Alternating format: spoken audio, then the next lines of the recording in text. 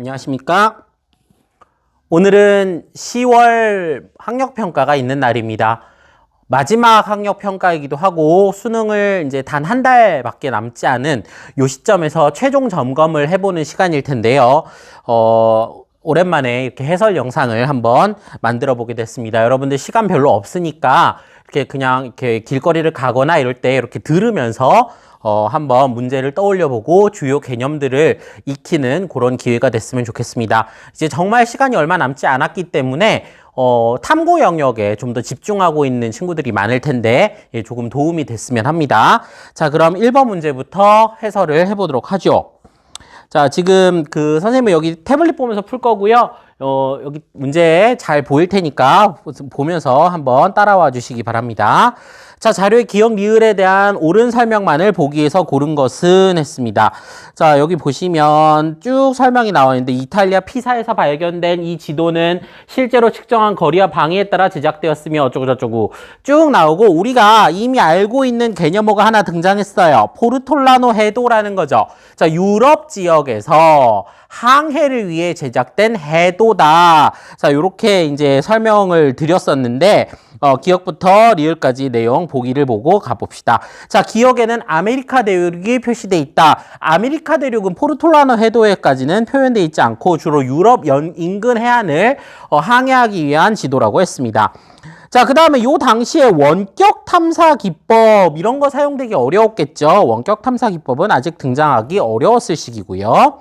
자, 그 다음에 방위를 나타내는 방사선들이 거미줄처럼 뒤덮고 있다. 방향을 나타내는 선이 있고 그 선 위에 나침반을 딱 얹으면 그 방향을 잘 잡아갈 수 있다. 요런 내용 한번 했었죠. 그래서 요게 맞고요. 자, 그 다음에 항구 위치, 무엇이 어디에 있다 라고 있는 거 공간 정보에 해당한다. 예, 요것도 맞는 설명이네요. 그래서 정답은 5번. 예, 1번 문제는 쉽게 고지도 문제 해결해 봤습니다. 자, 그 다음에 두 번째 문제. 다음 자료를 토대로 하나의 국가를 선정하여. 자, 이거 점수 이렇게 매겨가지고 적절한 지역 선택하는 전형적인 유형의 문제죠. 한번 보겠습니다. 자, 합계 출산율이 높을수록 점수가 높고요. 5세 미만 사망률도 높을수록 점수가 높네요. 자, 그러면 좀 어려운 상황에 처해 있는 나라에다가 짓겠다 하는 거죠. 뿐만 아니라 점수가 같을 시에는 1인당 GDP가 더 적은 국가를 선정한다. 요런 내용도 함께 포함되어 있습니다. 자, 그럼 배점 기준과 국가별 평가 자료를 가지고 내용을 살펴보죠. 자, 일단 지도 보기 전에 5나라 점수부터 매겨봅시다. 자, A나라는 1.1점이네요. 그죠? 표 보시면 아시니까 빨리빨리 넘어갈게요. 자, B 국가는 2점에 또 2점이네요. 그죠? 예, 1.1점, 2점, 2점 이렇게 되고 C 국가 보면 2.3이니까 역시나 2점에 5세밀만 사망률 높으니까 3점. 자, D 국가는 2.3이니까 또 2점에 5세 미만 사망률 2점. 그죠? 자, 그 다음에 E 국가는 출산율이 3점 가장 높으면서 5세 미만 사망률은 2점 되겠네요. 자, 그러면은 합계에서 C 국가와 E 국가가 5점으로 동일할 때 1인당 GDP를 비교해야 되겠죠? 자, 1인당 GDP 9707, 5433. 아, 그러면 가장 낮은 나라인 E가 점수는 높고 GDP는 낮은 E가 선적 국가가 되겠네요. 자, 그럼 A, B, C, D, E 나라 봅시다. 여러분들이 잘 안 겪어본, 안 접해본, 일부러 백지도 잘 외웠니? 하고 물어보는 문제 같아요. 자, A나라 에콰도르고요. 그 다음에 B나라, 베네수엘라죠? 베네수엘라 볼리바르가 국가의 원래 이름이라고 그랬습니다. 베네수엘라 볼리바르. 자, 그 다음에 C나라하고 D나라 여기 쭈루룩 붙어있는데 요거 우리가 많이 배우진 않은 나라인데요. 자, C나라 가이아나라는 나라고 D나라는 여러분들 혹시 매체를 통해서 접할 수 있었던 이름이에요. 수리남이라는 국가고요. 자, E나라 여기 보면 내륙국 2개 끼어있다 그랬죠? 여기가 지금 선생님 체크한 데가 볼리비아고 자, E나라가 파라과이죠. 자, 이 나라 파라과이 해서 정답은 2, 5번 되겠습니다. 예, 나라 이름까지 외워야지 풀 수 있는 문제였네요. 자, 그 다음에 이제 학생들이 음식점에서 대화를 나누는 장면이다. 가축으로 옳은 것은 자 이건 너무 좀 문제가 아주 만만했는데 한번 보겠습니다. 아주 만만한 문제가 수능에도 나오긴 합니다. 자 어떤 동물 A는 털의 재료를 옷을 만든대요. 자 이거 뭐겠어요? 우리가 주로 먹는 가축 중에서 마라탕에 넣는 재료 중에서 양이겠죠. 양. 그죠? 왜냐하면 이제 뉴질랜드에서 원산지가 표시돼 있고 그죠? 털도 만들다.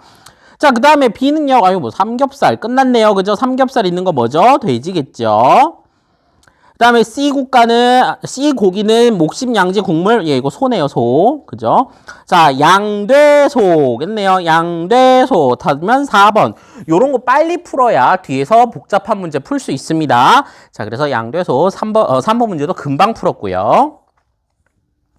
자, 그 다음에 4번 문제. 다음 자료는 지도에 표시된 네 국가를 하는 것이다. 가라 국가에 대한 설명으로 옳은 것은 일단 네 국가가 뭔지부터 봐야 되겠습니다. 자, 인도 차이나 반도에 여러 국가가 나와 있는데, 자, 첫 번째 국가, 여기 보면, 자, 가장 인도에 가까운 나라. 그래서 여기 로힝야족 요거 문제 항상 나왔던 미얀마죠?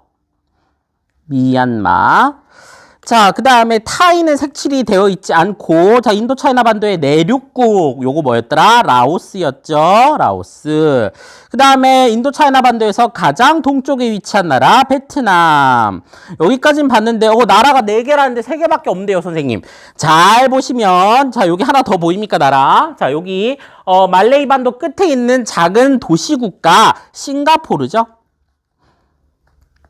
자, 그래서 요렇게 네 나라입니다. 미얀마, 라오스, 베트남, 싱가포르, 가나다라 네 국가 한번 볼게요. 중국은 동남아시아 진출에 힘을 쏟고 있다.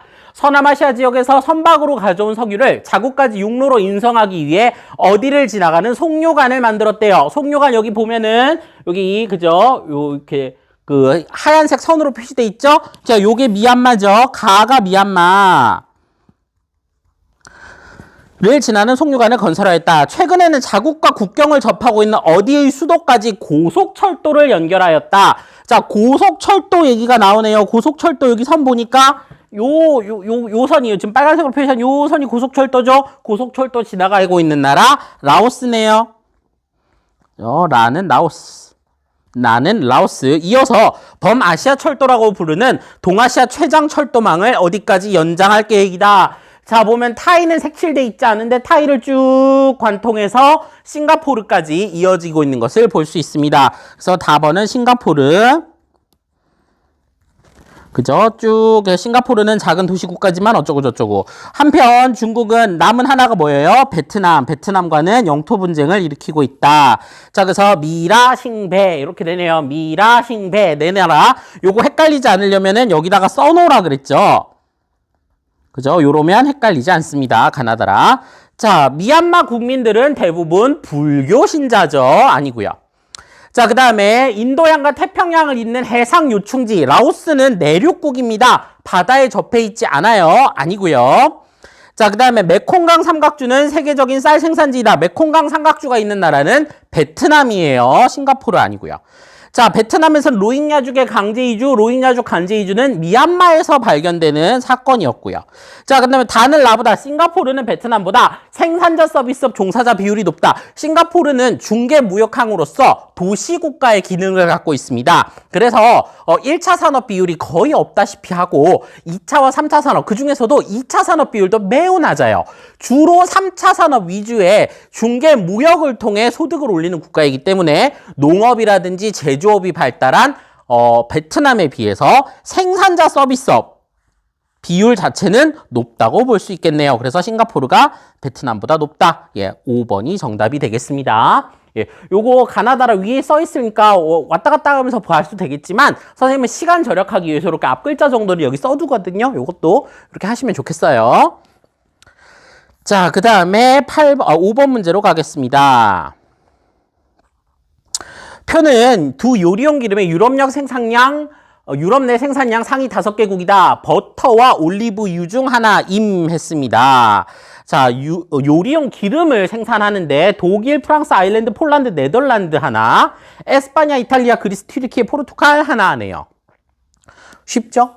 금방 나오죠. 자, 우리가 서한 해양성 기후 지역은 혼합 농업이라고 했어요. 가축 사육과 그다음에 일반적인 경작, 밀 이런 걸 같이 하는 걸 혼합 농업이라고 했는데 가축에서 얻을 수 있는 그래서 우리가 낙농업이라고 부르는 그 가축을 키워서 얻을 수 있는 기름, 버터가 가번이 되겠네요. 왜요? 여기가 서한 해양성 기후를 갖고 있는 국가가 많이 포함되어 있거든요. 반면 나 같은 경우는 전부 지중해 연안에 있는 국가들입니다. 지중해 연안에서는 수목농업이 발달했고 올리브가 활발하게 재배되고 있죠. 그래서 여기는 올리브유 이렇게 되겠습니다. 자, 그래서 가, 버터, 나, 올리브유. 예. 그러면 선생님 정답 1번인가요? 네. 요거요. 정답 1번인데요. 1번일 리가 없어 하고 밑에 읽어본 친구들 많을 거예요. 물론 그런 태도가 우리 세계지리가 시간을 막 쫓기는 과목은 아니니까 오히려 공부할 때는 도움이 된다 말씀드리겠습니다. 하지만 실전에서 시간이 없다면 1번 체크하고 과감히 넘어갈 수도 있어야 돼요. 자, 2번 보기부터 보겠습니다. A의 그죠? 버터의 주요 유럽 내 주요 생산지는 계절풍의 영향을 많이 받는다. 자, 유럽은 계절풍의 영향보다는 편서풍의 영향을 주로 받죠. B의 생산지는 자 올리브유의 주요 생산지는 여름보다 겨울에 산불 빈도 발생이 높다. 자 올리브유가 많이 생산되는 지역은 지중해성 기후잖아요. 지중해성 기후는 여름이 고온 건조하죠. 이 고온 건조한 여름에 산불이 발생할 가능성이 높습니다. 반대로 된 설명이니까 틀렸고요. 자, 그다음에 가에 속한 국가들 독일, 프랑스, 여기는 대부분 지중해성 기후가 나타난다? 아니죠. 자, 여기는 주로 서한 해양성 기후가 많이 관찰되는 곳입니다. 자, 나에 속한 국가들은 모두 유럽연합의 회원국이다. 일단 다른 나라는 잘 모르겠는데 튀르키예는 유럽연합에 들어가기 위해서 노력하고 있다. 이런 거 배운 적이 있을 겁니다. 자, 그래서 다른 나라들은 잘 모르겠지만 일단 튀르키예는 우리가 유럽과 아시아의 중간적인 위치에 있다라고 하고 스스로를 유럽으로 규정하고 있지만 유럽연합의 회원으로 가입하기 위해서 현재 노력하고 있는 중이지 회원국은 아니라고 했습니다. 그래서 여기 튀르키예가 빠져요.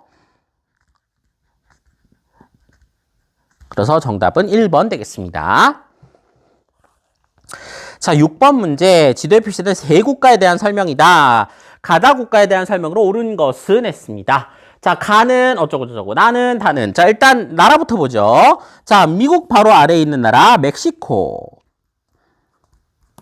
자, 그 다음에 남아메리카. 우리가 북중미 이렇게 표현했을 때 남아메리카를 시작하는 나라 여기 뭐였죠? 콜롬비아죠.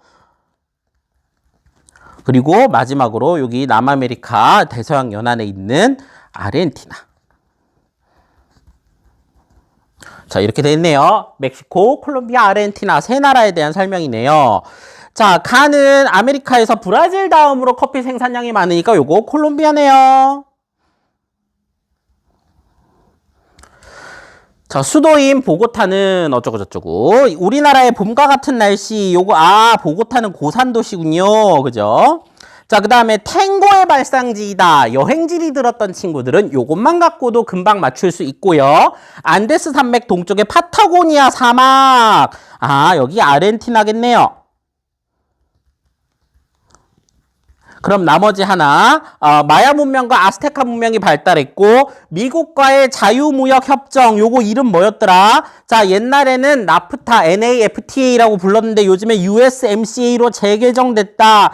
요런 말 썼었죠. 자, 요거 체결 후 원자재를 수입, 가공하여 다시 수출하는 산업. 요것도 이름 알면 좋겠죠? 원자재를 수입해 다시 가공, 수출하는 산업. 요 산업 이름 뭐였더라? 마킬라도라. 이거 어디였죠? 요거 멕시코였죠. 그러면 콜아멕 써놓고 갑시다. 자, 이렇게 세 나라 놓고 갑시다. 자, 가는 나보다 옥수수 수출량이 많다. 가는 콜롬비아가 아르헨티나보다 옥수수 수출량이 많기 어렵겠죠.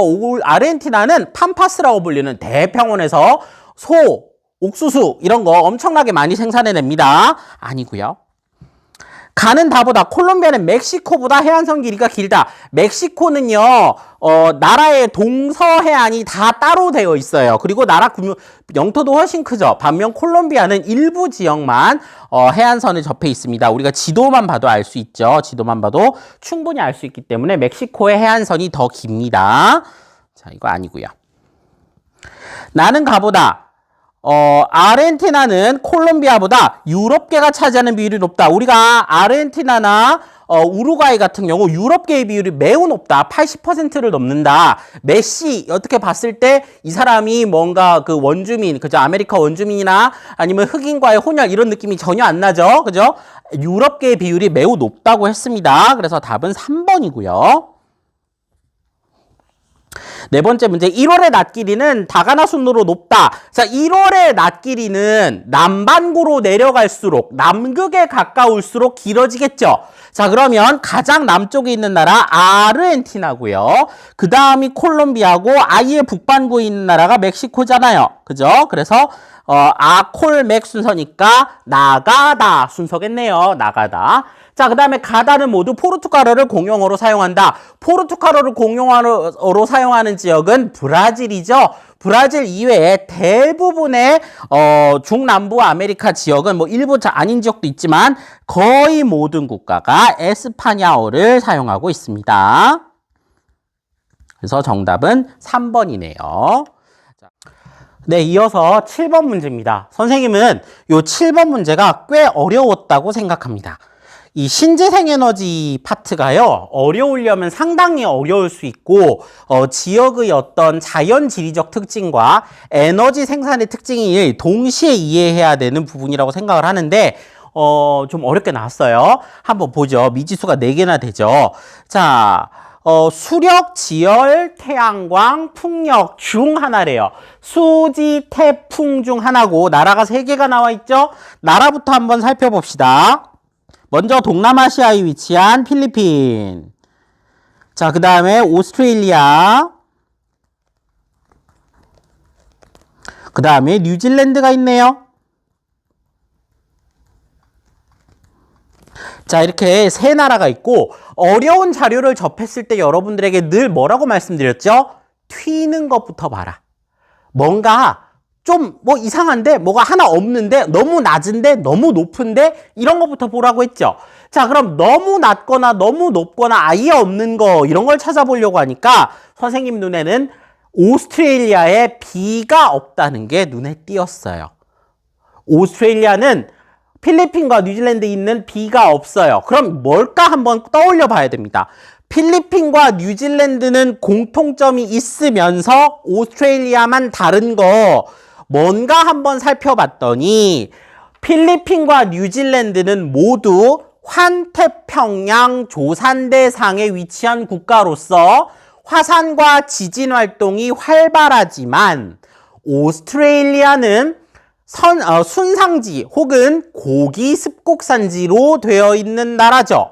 우리가 대지형 배울 때 그런 말을 배웠습니다. 그래서 환태평양 조산대상에 위치한 필리핀과 뉴질랜드에선 할 수 있고 순상지와 고기 습곡산지로 만들어진 오스트레일리아에서는 할 수 없는 거, 예, 이제 떠오르죠. 바로 지열 에너지입니다. 그죠? 지열 에너지는 조산대가 위치한 곳에서 활발하게 이루어진다. 그래서 일단 B가 지열인 걸 하나 알아냈습니다. 자, 이제 두 번째 어떤 걸 한번 알아볼 거냐면요. 필리핀과 오스트레일리아, 뉴질랜드에서는 상당히 비율이 높지만 오스트레일리아에서는 비교적 낮은 A를 한번 살펴볼 수도 있고요. 그 다음에 오스트레일리아가 다른 지역에 비해 압도적으로 많은 C를 볼 수도 있어요. A를 먼저 따져볼까, C를 먼저 따져볼까 하다가 선생님은 C를 먼저 집중해 보기로 했습니다. 일단 오스트레일리아와 뉴질랜드는 우리가 비슷한 자연환경을 갖고 있다고 생각하기 쉬운데 그렇지 않죠.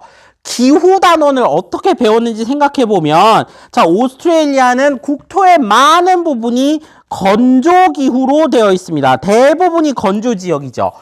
건조 지역이라서 사람 살 곳이 좀 부족하다 이런 얘기를 한 반면, 자, 뉴질랜드는 국토 전체가 서한 해양성 기후입니다.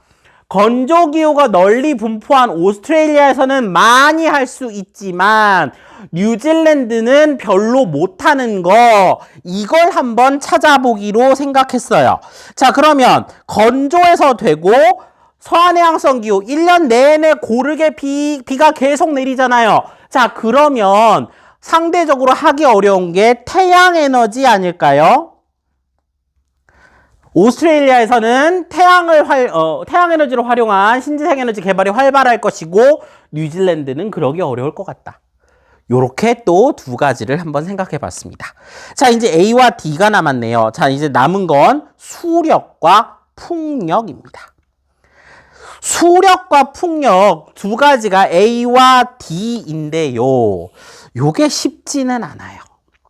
자, 뉴질랜드가 지금 세 나라가 모두 이제 어느 정도 하고 있고, 뉴질랜드가 상당히 많은 부분을 차지하고 있는 요게 뭘까요? 요게 뭘지 한번 고민을 해보면, 필리핀도 우리가 열대 몬순 기후거나 열대 사바나 기후, 그 다음에 뉴질랜드도 1년 내내 비가 많이 내리고 있고, 그리고 빙하 지형도 좀 나타나고 하니까 여기가 아마 풍부한 수자원을 바탕으로 한 수력이 아닐까 생각해 봤습니다. 오스트레일리아도 물론 수력을 할 수 있는 곳도 있지만 할 수 없는 곳이 많기 때문에 상대적으로 좀 비율이 낮다. 요렇게 한번 해석을 해봤어요. 그럼 나머지 하나가 풍력이겠죠. 그래서 요렇게 한번 놓고 문제를 풀어보도록 하겠습니다. 요 문제, 그래서 만약에 B랑 C를 찾아낸 다음에 A, D 요렇게 잡고 보기가 말이 안 되면 뒤집으라 그랬어요. 보기가 말이 안 되면 뒤집는 문제입니다. 자, 그러면 보겠습니다. 수지 태풍이죠.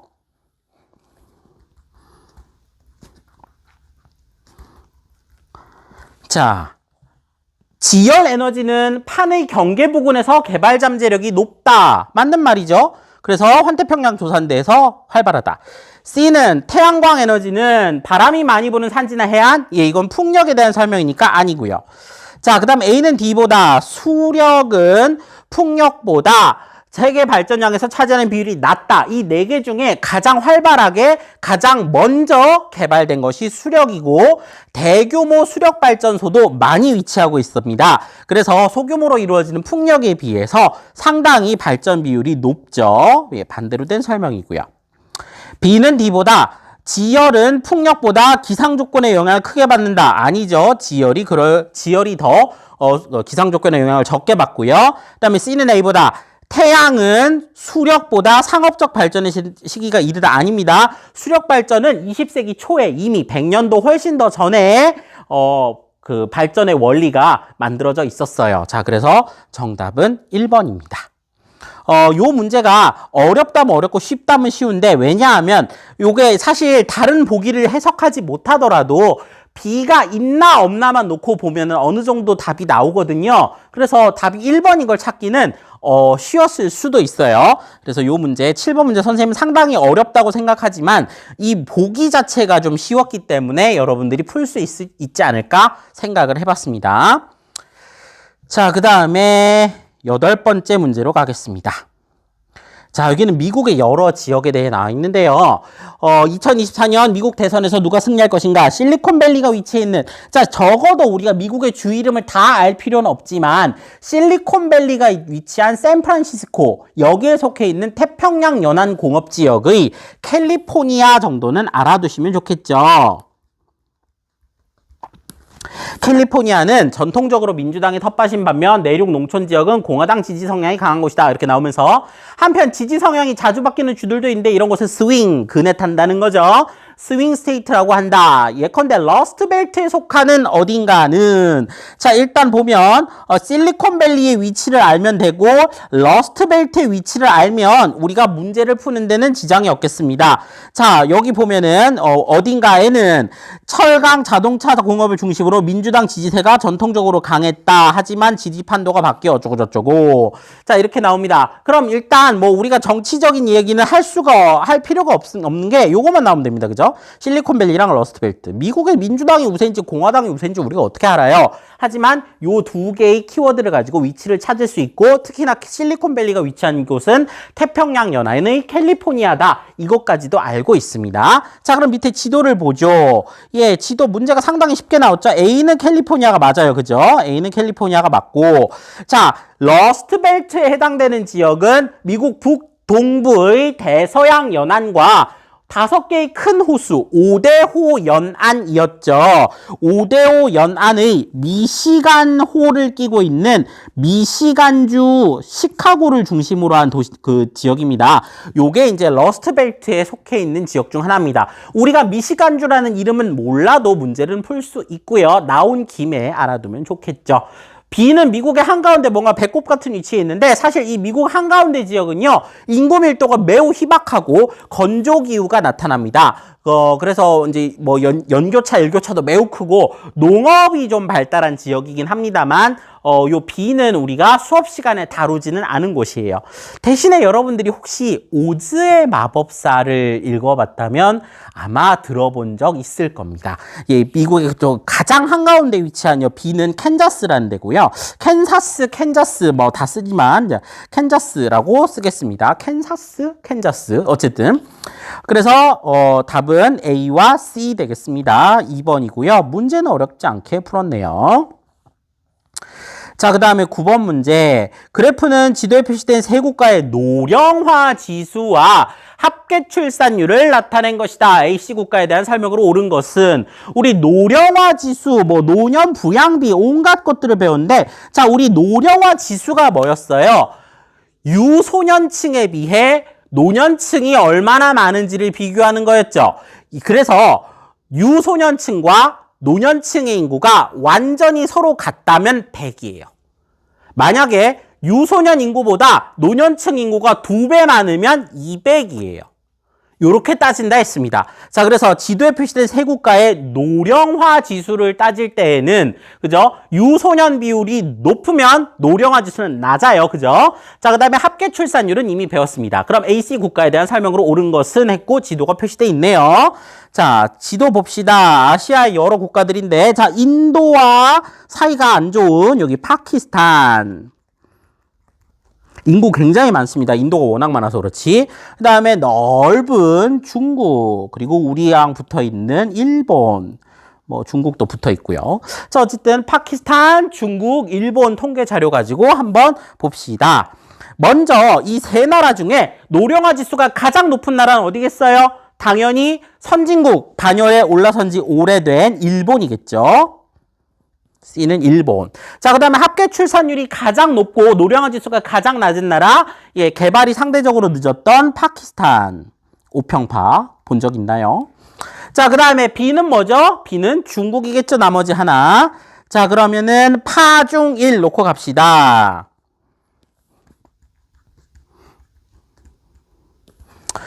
자, B의 노년층 인구는 중국의 노년층 인구는 유소년층 인구보다 많다. 자, B의 노령화 지수를 봐야겠죠.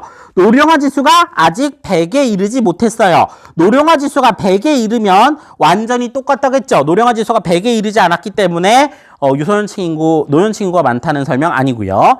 A는 C보다 인구 순유출이 많다. 자, 파키스탄, 인도 이쪽 지역 사람들이 상당 부분 그저 서남아시아의 부유한 국가들로 유출된다. 요런 말 한 적 있습니다. 반면 일본은 뭐 선진국에 올라섰기 때문에 순유입이 있지 순유출은 그렇게 많이 일어나지 않을 거예요. 네, 요게 A는 C보다 순유출이 맞다. 요게 맞고요. 자, 그 다음에 A는 C보다 국내 1인당 국내 총생산이 많다. 1인당 GDP는 이 세 나라 중에 일본이 가장 높겠죠. 자, B는 C보다 중국은 일본보다 중연령이 높다. 중연령은 노령화 지수가 높은 일본이 더 높을 겁니다. 세 국가 중 인구의 자연 증가율은 파키스탄이 가장 높겠죠. 합계 출산율이 저렇게 높으니까요. 그래서 정답은 2번 되겠습니다. 네, 요것도 잘 풀 수 있는 문제고요. 자, 그 다음 10번째 문제. 그래프는 지도에 표시된 세 국가의 인구 및 도시화율을 나타낸 것이다. AC 국가에 대한 설명으로 옳은 것은 하고 나라 3개 줬는데요. 대륙을 막 걸쳐서 있습니다. 자, 여기 보면 자, 유럽에 있는 요 나라 독일. 그 다음에 남아메리카에 위치한 여기 페루, 독일, 페루. 자, 그 다음에 여기 아프리카 서해안 쪽, 아프리카 동해안 쪽, 요 동아프리카의 핵심적인 국가 케냐.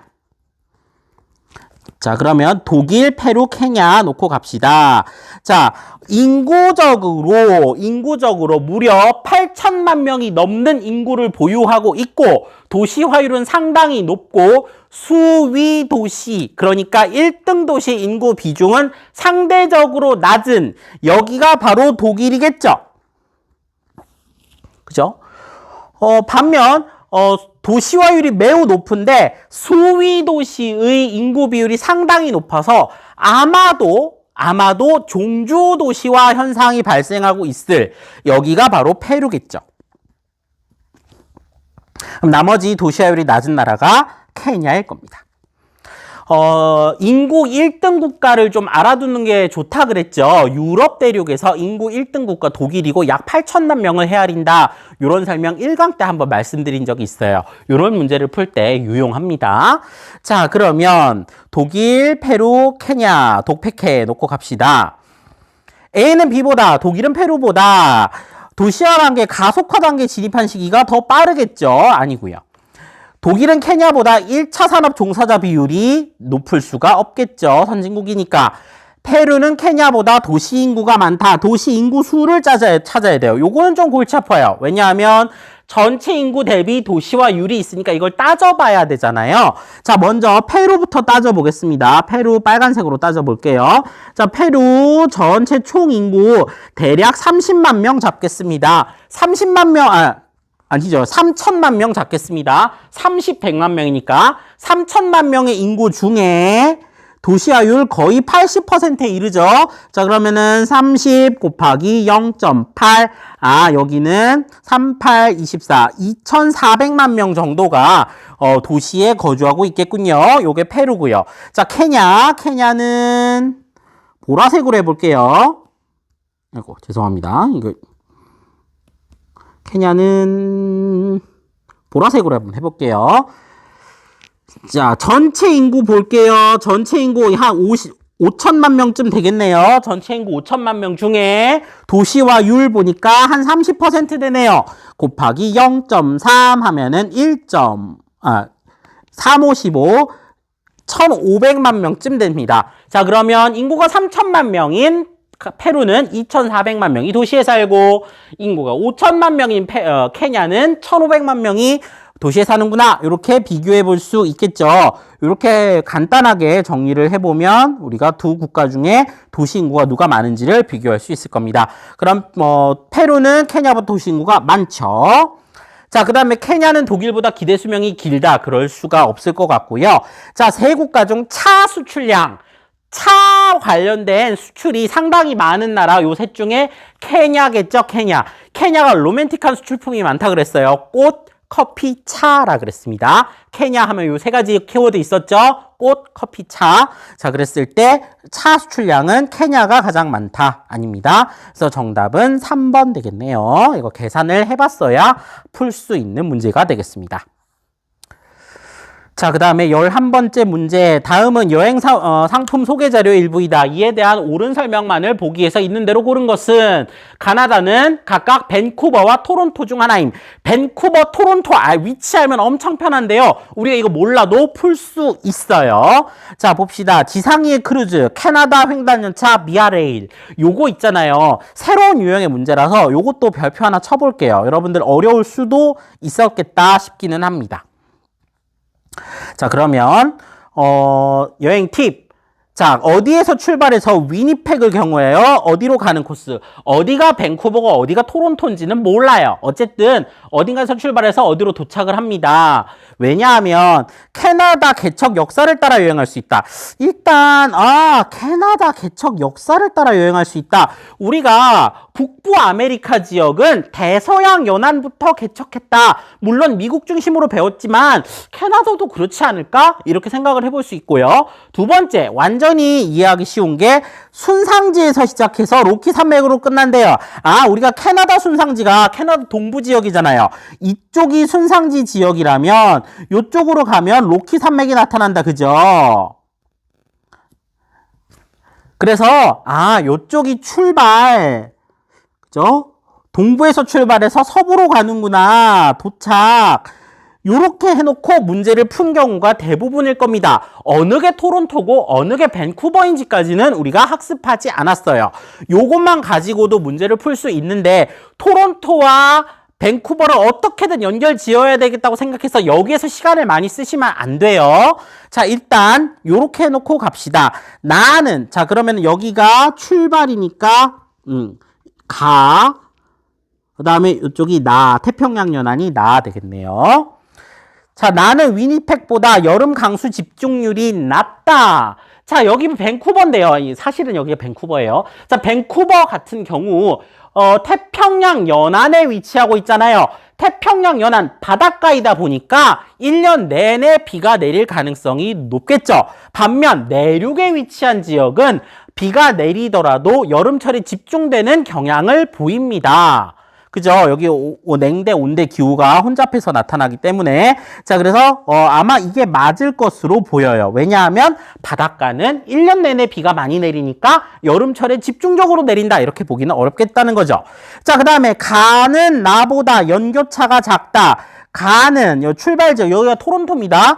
밴쿠버보다 연교차가 작다. 여기 보면요. 여기 해안가 아니에요. 내륙이에요. 반면에 태평양 연안은 완전히 해안가죠.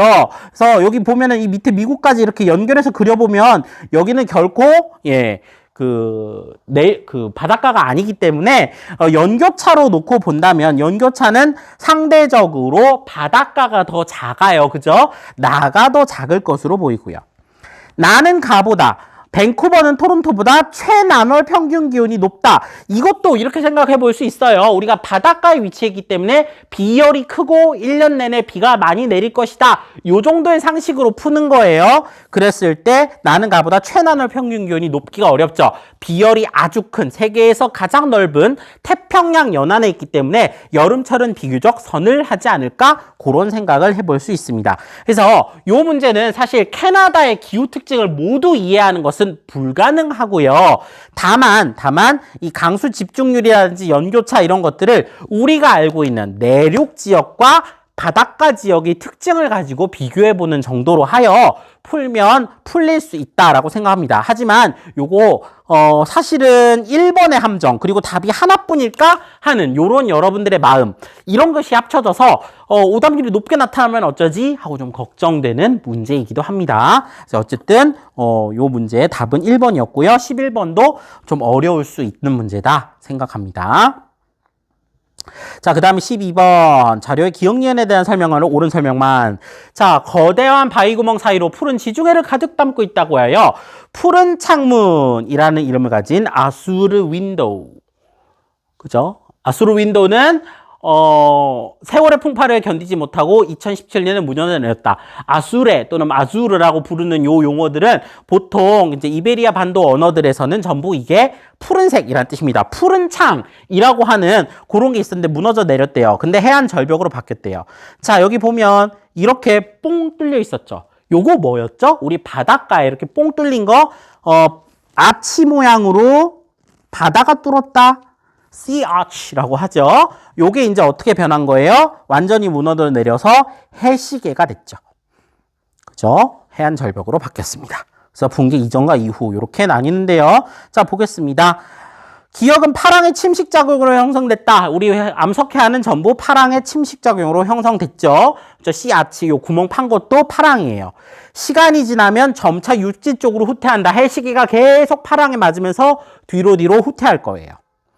해시계 씨앗이 설명 반대로 됐고요. 기억 니은의 해안은 돌출부보다 만입부. 돌출부 한 글자로 뭐래요? 곳. 그죠? 그 다음에 만입부 한 글자로 뭐예요? 만. 어느 쪽에서 발달하죠? 여기 전부 침식 해안이니까 곳에서 발달할 겁니다. 그래서 이것도 아닌 설명. 정답은 1번 되겠습니다. 자, 그 다음에 13번째 문제. 요거 쉽다면 쉽고 기후 문제는 무조건 찍어야지 한다면 어려울 수 있어요. 하지만 요 정도 되는 문제들은 우리가 차근차근 따져보면 풀 수 있으니까 한번 생각해 보도록 하죠. 자, 세 지역입니다. 지도에 표시된 세 지역의 기후 특성을 나타낸 것이다. 가다 지역에 대한 설명으로 옳은 것은, 자, 여기 보시면 일단 여기 방글라데시에 점이 똥 찍혀 있는데, 방글라데시 우리가 도시를 뭐 알고 있는 것도 없고 잘 모르겠는데 뭐예요? 동남아시아 지역이나 남부아시아 지역은 주로 우리가 사바나 기후나 열대 몬순 기후가 나타난다고 했죠. 자, 여기는 열대 몬순 기후 지역에 해당되고 다카라는 곳입니다.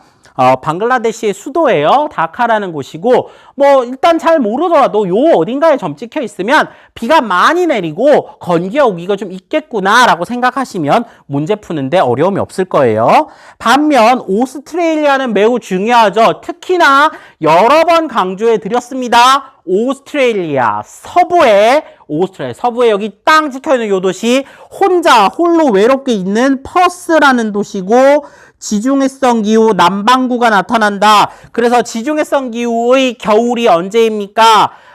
지중해성 기후 남반구의 겨울은 언제입니까? 6, 7, 8월입니다. 6, 7, 8월에 비교적 온화하고 비가 많이 내린다. 반면 1, 2월 달에는 건조하고 고온이 나타난다. 이런 거 알고 있어야 되겠죠.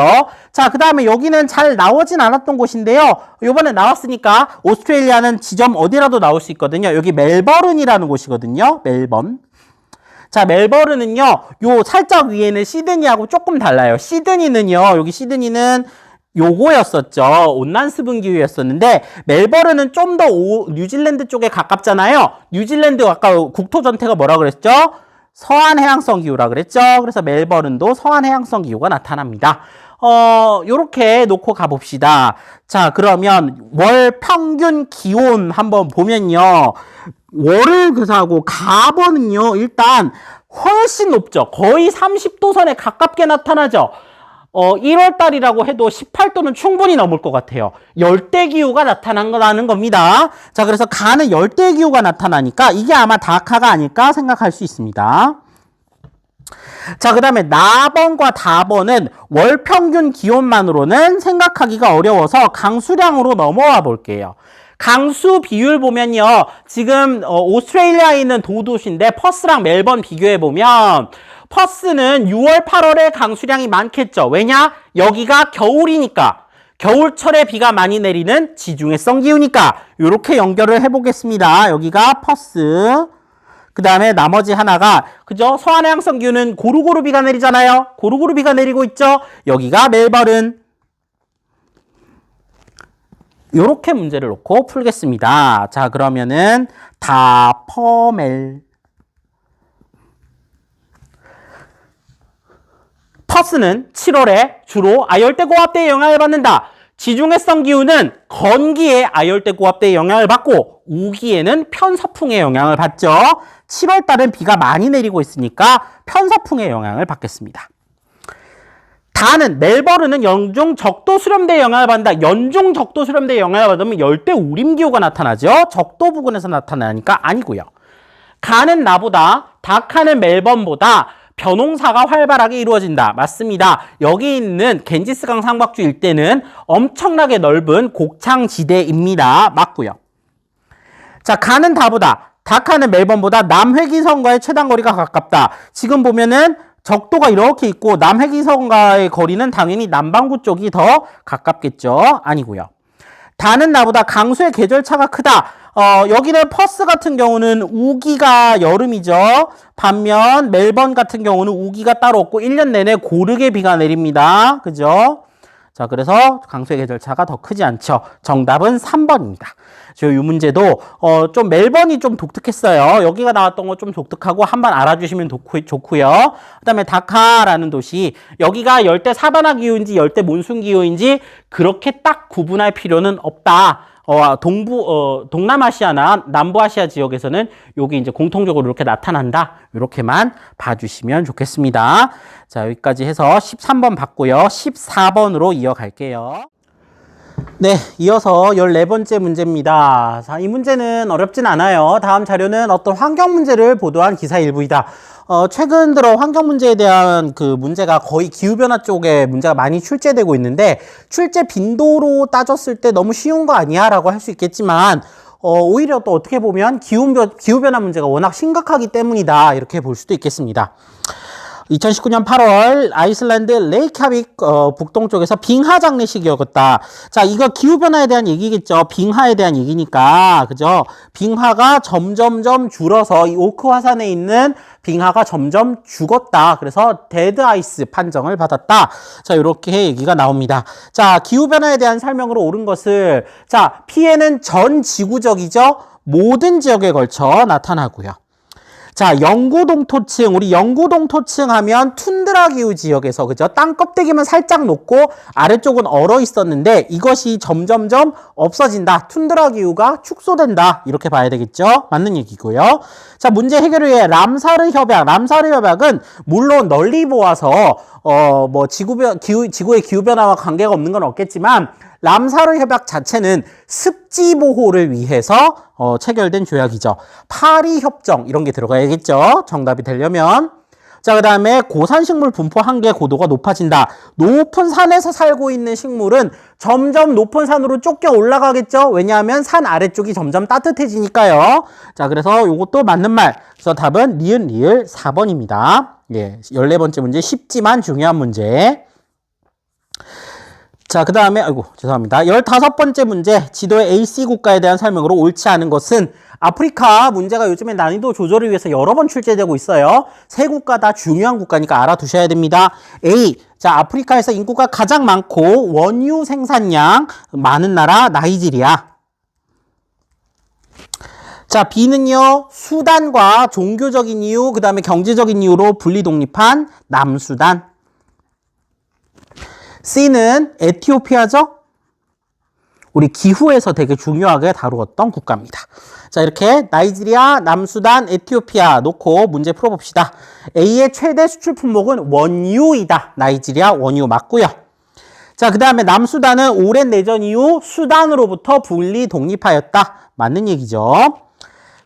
남수단은 나이지리아보다 국가 내 크리스트교 신자 비율이 높다. 이슬람교와 크리스트교 간의 갈등으로 인해서 이 남수단 분리 독립이 이루어진 거잖아요. 그래서 남수단 쪽은 확실히 크리스트교 신자 비율이 높습니다. C는 A보다 총 인구가 많다. 아프리카 전체에서 인구 가장 많은 나라 나이지리아죠. 인구 많은 나라들 좀 알아두면 좋다 그랬습니다. 아프리카에서는 나이지리아가 인구가 상당히 많아요. 그죠? 억 단위가 넘어가는 그런 인구 규모를 갖고 있죠. 그러니까 아니고요. 자, 그 다음에 세 국가 중에 수도의 해발 고도는 C가 가장 높다. 우리 에티오피아 하면 기후 파트 배울 때 요런 기후, 열대 고산 기후 나타난다 그랬죠? 에티오피아의 수도 아디스 아바바 라는 도시가 고산 도시로서 그죠? 높은 산이 해발 2,700m경 되는 높은 곳에 위치하고 있습니다. 이것도 맞는 설명이죠. 정답은 4번 되겠네요. 자, 15번째 문제도 풀어봤고요. 자, 16번. 자, 세계 문화유산 답사 계획의 일부이다. 가다 국가를 지도 A씨에서 고른 것은, 자, 일단 지도부터 보겠습니다. 예, 이거 이제 서남아시아와 북부 아프리카 지역인데요. A 자주 나오죠. 여기 신기스콕 산지인 아틀라스 산맥이 지나는 나라 모로코입니다. 그 다음에 B는요, 나일강이 흐르고 있고요. 피라미드, 스핑크스, 그죠? 이집트입니다. C는 뭐죠? C는 페르시아만 안쪽에 위치한 이란이겠죠. 자, 모로코, 이집트, 이란 놓고 문제 찾아봅시다. 자, 테헤란의 골레스탄 궁전, 페르시아의 화려한, 자, 수도가 테헤란입니다. 우리 서울과 위도가 정확히 같다 그랬죠? 그래서 우리 서울과 테헤란이 우리 똑같은 위도에 위치하고 있다. 이런 이제 그 이유로 좀 친해져서 서울에 테헤란로가 있다 그랬습니다. 그죠? 자, 수도가 테헤란이고 페르시아 문화권에 속한다. 요거 바로 이란입니다. 이란 보고 아랍 문화권이라고 하면 이란 사람들 기겁한다고 했죠. 아랍 문화권과 페르시아 문화권은 구분됩니다. 페르시아 문화권에 있는 국가들은 수니파가 아니고 시아파 그 이슬람교를 믿고 있죠. 자, 이란. 그 다음에 나번 보면 라바트에서 출발하여 자, 키워드 아틀라스 산맥을 따라 이동한 후 패스의 천원 염색 공장, 패스라는 그 염색 공장 굉장히 유명한 도시도 있어요. 우린 아틀라스 산맥 이미 중요하게 다루고 있습니다. 모로코. 자, 그 다음에 카이로 외곽에 있는 기제 피라미드를 방문하고, 카이로 나왔고요. 피라미드 나왔네요. 이집트네요. 혹시 이란을 몰랐을 수도 있거든요. 그렇지만 문제를 푸는 데는 큰 지장은 없었다. 그러면은 이란 B, 모로코 A, 이집트, 이란 C네요. 죄송합니다. 이란 C, 모로코 A, 이집트 B 해서 C, A, B 정답은 4번이네요. 또 어렵지 않았고요. 17번째 문제. 아이고, 극지방의 기후네요. 그래프는 지도에 표시된 세 지역의 기후 특성을 나타내는 것이다. 자료에 대한 설명으로 옳은 것은 A씨는 각각 점으로 표시된 지역 중 하나임. 예, 이거 쉽지 않았습니다. 자연지리 파트가 원래 어렵게 나오려면 어려운데 이 문제도 그렇게 쉽게 접근할 수 있는 문제는 않았기 때문에 별표 드렸습니다. 자, 지역들을 보면요. 일단 여긴 남극이에요. 장보고 과학기지, 세종과학기지 이런 것들이 있고 남위 90도, 그죠? 남극점이 눈에 보이는 여기는 남극이고요. 자, 반대로 여기는 북쪽이죠. 북위입니다. 바다에는 점이 여기가 이제 북극점이고 바다에는 이렇게 선이 꺼져 있고 육지에는 안 꺼져 있는데 요게 인쇄 상태가 좀 좋지 못해서 살짝 걱정이 되기는 했어요. 요거 국경선을 좀 땅과 바다의 경계를 좀 확실하게 그어 볼게요.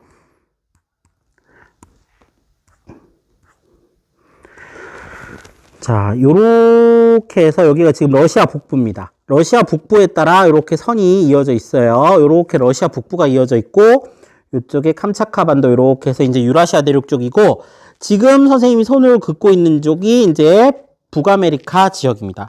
요렇게 해서 여기가 이제 그린란드 섬이 이렇게 있고요.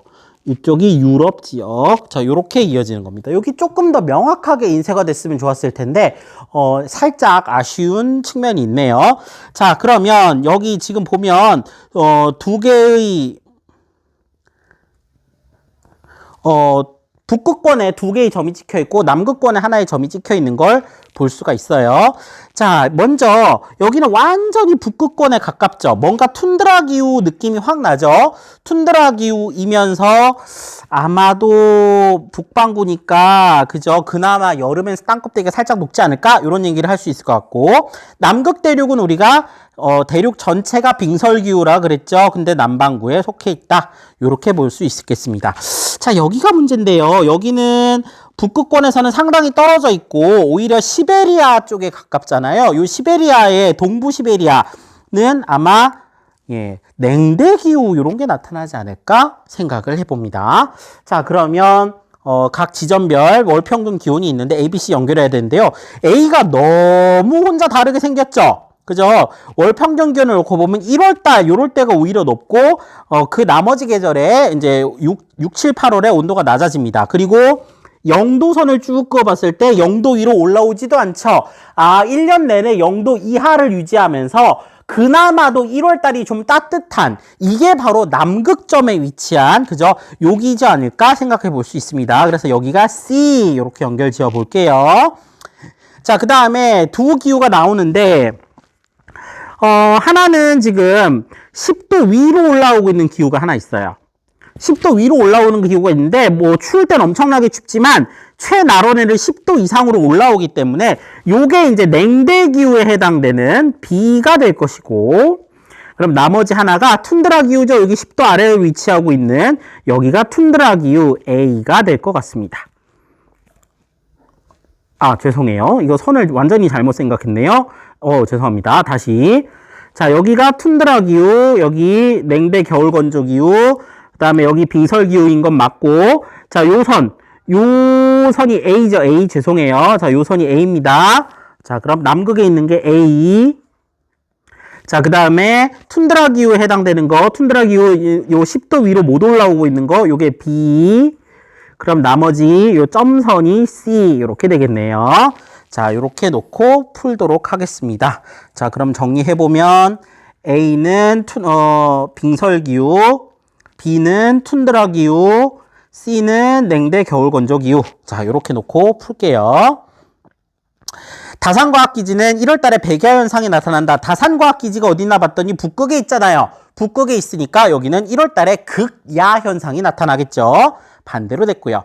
자, B에서 가장 가까운 우리나라 기지는 장보고과학기지다. B는 툰드라 기후 지역, 여기 시베리아 북부니까 당연히 장보고과학기지가 아니고 다산과학기지가 가까울 것이고요. 그 다음에 C는 여기죠. 냉대 기후는 연중 눈과 얼음으로 덮여있다. 요거는 빙설기후에 대한 설명이니까 아니고요. A는 남반구, C는 북반구에 위치하고 있다. 그렇죠. 자, A, 그죠. 빙설기후만 남반구에 있네요. 요게 맞는 설명. 그 다음에 A와 B는 수목기후, C는 무수목기후다. 요거 반대로 설명했죠? A와 B는 무수목기후, C는 수목기후네요. 반대로 됐고요. 정답은 4번입니다. 요거 좀 인쇄 상태가 여러분들 오히려 좀 눈을 헷갈리지 않았을까 하는 좀 아쉬움이 있습니다. 18번째 문제. 그래프는 두 화석에너지 주요 국가별 생산량 및 수출량 비율을 나타내는 것이다. 이에 대한 설명으로 옳은 것은 AC는 러시아, 사우디, 중국 중 하나임 했네요. 자, 그러면 수출량과 생산량 비율을 가지고 이제 우리가 따져 보아야 하는데, 일단 자원이 뭔지부터 생각해 봅시다. 가는요, 일단 사우디, 중국, 그 다음에 러시아 빼고 나서 이라크, 미국, 아랍에미리트가 나오고요. 나번에는 미국, 카타르, 이란 이런 나라들이 나옵니다. 카타르, 이란 이런 나라가 보이면서 A가 없어요. 뭐가 없는 건 되게 중요한 정보라 그랬죠.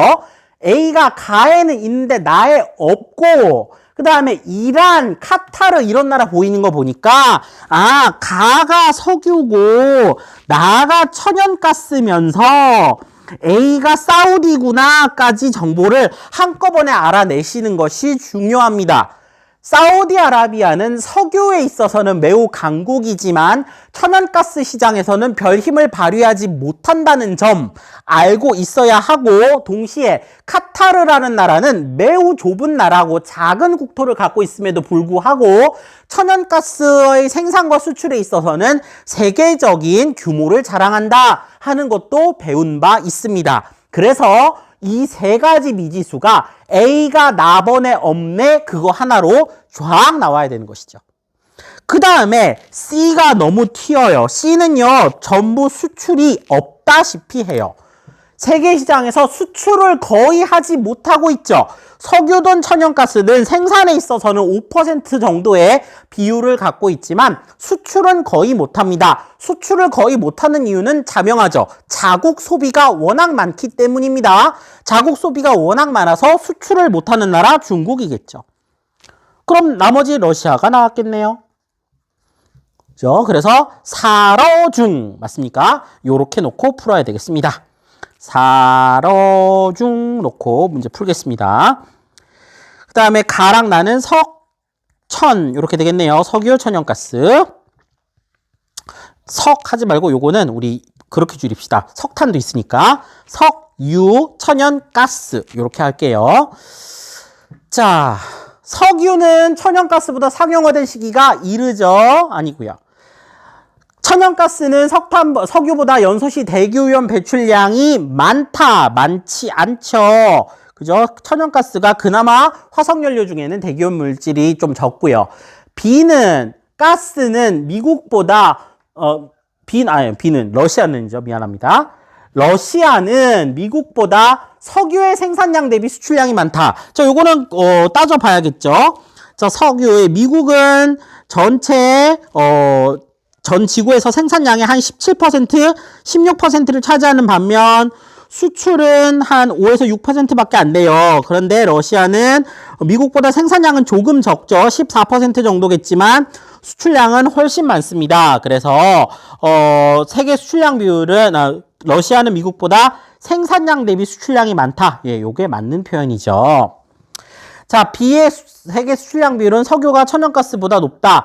자, 러시아의 세계 수출량 비율은 석유는 몇 퍼센트인가 보니까 한 10%를 조금 넘네요. 반면 천연가스는 15%가 넘는 걸 볼 수 있습니다. 그래서 요거 반대로 해야 되겠죠. 자, 그 다음에 사로 중인데 러중사 아니겠죠? 정답은 3번입니다. 요것도 조금 어려웠지만 풀 수 있을 거예요. 그 다음에 19번째 문제. 자, 이제 종교 문제네요. 종교 문제는 좀 다소 쉬운 경향이 있습니다. 자, 불교, 이슬람교, 크리스트교를 상징하는 꽃과 관련된 거래요. 자, 진흙은 연꽃은 진흙 속에서 피어나지만 깨끗함을 잃지 않아 중생을 구제하는 보살. 이런 표현 나오는 거 불교죠. 자, 오렌지 꽃은 순수를 상징하며 나무는 그늘을 만들어주므로 모스크 이런 표현 나오는 거 이슬람교입니다. 그럼 나머지 하나가 크리스트교겠죠? 그죠? 뭐 예수가 흘린 피 이렇게 나오니까 그죠? 성모 마리아의 순결 뭐 이런 것들 얘기하니까 불교, 이슬람교, 크리스트교 이렇게 설명하면 되겠네요. 자, 그럼 불이크 넣고 보면 가의 주요 성지로 메카 메디나가 있다. 메카 메디나 이슬람교죠? 아니고요. 나의 발상지는 서남아시아에 위치한다. 서남아시아의 메카를 발상지로 보고 있죠. 맞습니다. 사우디아라비아. 자, 그 다음에 크리스트교 신자들은 윤회사상, 다시 태어난다 이런 거 없죠. 천국과 지옥으로 나뉘죠? 아닙니다. 불교와 이슬람교 중에 신자 수가 많은 건 이슬람교죠? 크, 이, 흰, 불 순서다 했습니다. 아니고요. 이슬람교는 크리스트교보다 기원한 시기가 이르다. 이슬람교는 기원 후 600년 훨씬 넘은 시점에 기원했고 크리스트교는 0년이죠. 서기 0년. 그래서 이것도 아니겠습니다. 정답은 2번입니다. 자, 그 다음에 다음 자료는 여행기 일부다. 기억면에 대한 설명으로 옳은 것은 자, 아라비아 반도 남부 사막. 어떤 사막에 들어갔더니 평탄한 고원이 수직으로 끊겨 탁자 모양으로 된 지형. 요거 메사. 그죠? 자, 사막과 메사에 대한 설명. 그 다음에 쭉 보면 모래바닥 위로 말라있는 물길 와디죠. 건조 지형입니다. 와디가 구불구불 이어져 있다. 내리막 경사지에 자리 잡은 마을에는 흙벽돌로 만든 집. 그죠? 창이 작고 벽이 두껍고 지붕은 평평한 그런 사막기후에서 관찰되는 집들이 붙어 있다. 다음날 우리가 가는 길에 어쩌고 저쩌고. 아랫부분이 잘록한 버섯 모양의 바위. 그죠? 이거 버섯 바위죠. 자, 이렇게 놓고 그러면은 문제를 한번 보도록 하겠습니다. 기억은 연중 아열대 고압에 영향을 받는다. 아라비아 남부 사막 같은 경우는 1년 내내 아열대 고압대에 영향을 받아서 그죠? 아라비아 반도 자체가 거기에 걸쳐 있죠. 맞는 말이고요. 그 다음에 메사는 경암과 연암의 차별 침식. 요것도 맞는 표현. 디귿 와디는 평소에 교통로로 활용된다. 요것도 맞는 표현입니다. 요거 잘 몰랐을 수 있거든요. 요거 와디가 교통로야? 이거 우리 배우지 않았는데 그럴 수 있어요. 그럴 때 일단 물음표 해놓고 넘어가는 거죠. 자, 그 다음에 벽이 두껍고 지붕이 평평한 집. 요거는 잘 알고 있고요. 자, 그 다음에 버섯바위는 지표수에 의한 화학적 풍화. 이거는 절대로 아니잖아요. 이거 뭐예요? 바람에 의해서 직접 바람에 모래가 날려갖고 막 때리잖아요. 그래서 물리적 풍화 또는 기계적 풍화라고 표현하는 요렇게 되겠죠. 그래서 일단 답은 5번이고 새로운 지식을 하나 알았네요. 와디는 교통로로 활용되기도 하는구나. 그죠? 그래서 3번이 혹시 답이었으면 되게 어려웠을 텐데 3번은 5번이 확실히 답이기 때문에 3번은 맞는 설명이구나 하고 우리가 알 수 있었습니다. 자, 여기까지 해서 20문제 풀어봤고요. 여러분들 요거 이제 수능 준비하실 때 그리고 우리 기말고사도 수능 다음 주에 있잖아요. 그때도 잘 이제 참고해서 보시면 좋겠습니다. 학습에 많은 도움이 됐기를 바랍니다. 감사합니다.